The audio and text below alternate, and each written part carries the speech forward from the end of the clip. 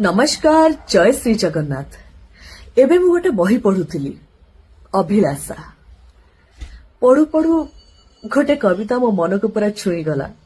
भाविले आपण मानक सहित भी से कविताटी शेयर करदेबी काले आपण मानक मन को भी छुई जीव काले आपण मानकर पुराणा घटना सहित किछि मैच करि जीव। जी निजर नुहे मु ता उपरे केमिति हक देखै पारिबी। जी मो कष्ट मो जंत्रणा मो भल पाइबाकू मो आखिरे मो कथारे पढ़ी पारुनी मु ताकू मो लुहरे केमिति निजर करि पारिबी। ना भल पाइबा एमिति हुएनी। ए मु माटी कांथ एमितिरे बतुरी सारिछि तुम एक तरफा प्रेमरे।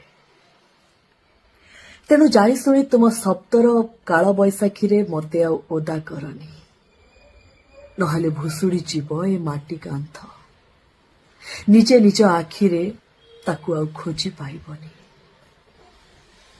धन्यवाद।